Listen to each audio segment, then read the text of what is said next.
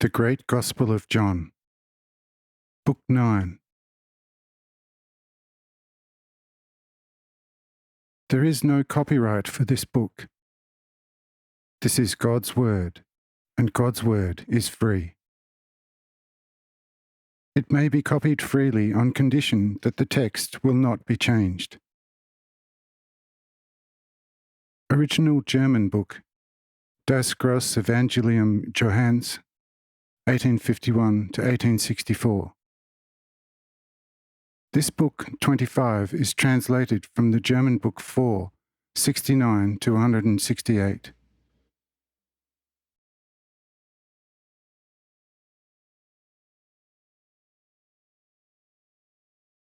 One. Sorel, murderer of his mother.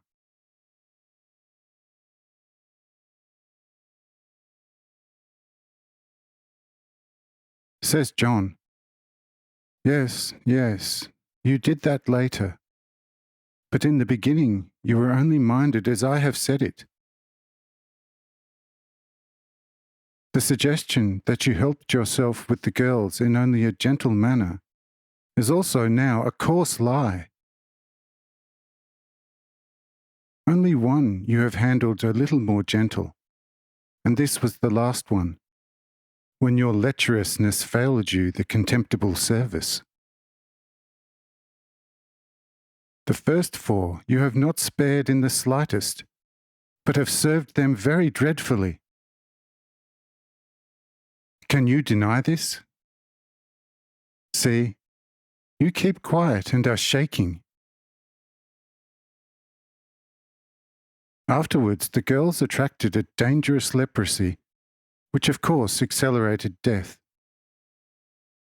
But also for that your lecherousness was the actual and only debt-bearer.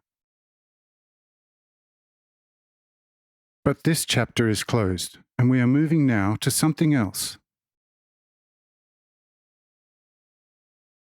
You know, there is still something which lies on your conscience, and is something which of course is not attached to your will. But the deed and the consequence is there. Therefore, a person should never act in rage, since bad consequences always follow the deeds carried out during a rage, like a shadow on the heels. Can you still remember when especially your mother Agla, who was a very responsible person and cautioned you seriously to stop your dissolute pranks and let go of your nefarious society, what you did to her? Says Sorel, Oh gods! I can vaguely remember something like in a dream, but I can't say anything specifically about it. Therefore, keep on speaking, since you are at it. I know that I never did something evil with a premeditated evil will. However, that I am suffering from violent rage, I can't help it just as little as a tiger can help it, that he is a bloodthirsty tearing beast. You can speak now.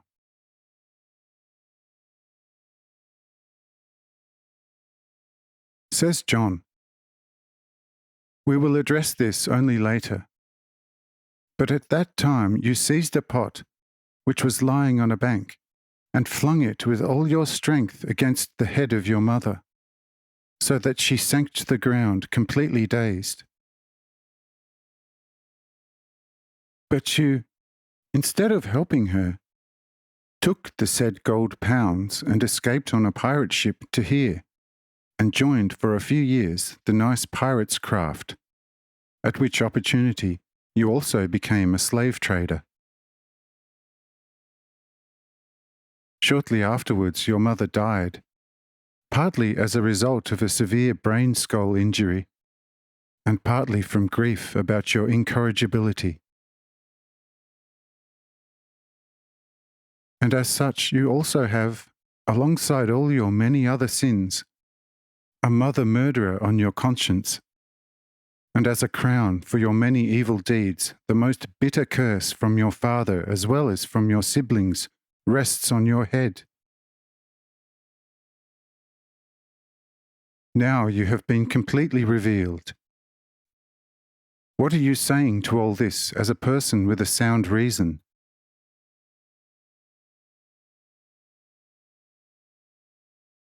Says Sorel. What should I say to all this? Done is done and cannot be undone any more.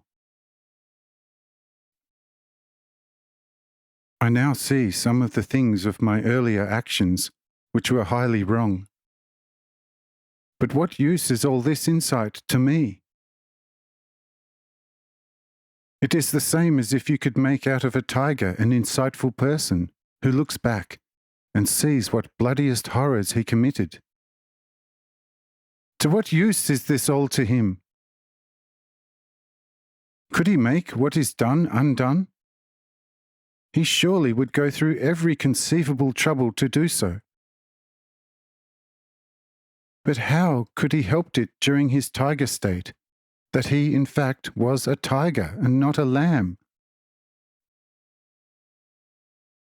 There is also the remorse for a despicable deed, and the best will to completely rectify any wrongdoing, which is so in vain as the stupid trouble to make yesterday the current day. From now on, I can become an entirely different and better person. But there, where I was an evil person, I can impossibly make a better person of myself than I was. Should I shed bitter tears of pain for the many evil deeds I have committed? This would be so ridiculous as if a tiger that became human would shed the most bitter tears of remorse for being a tiger before.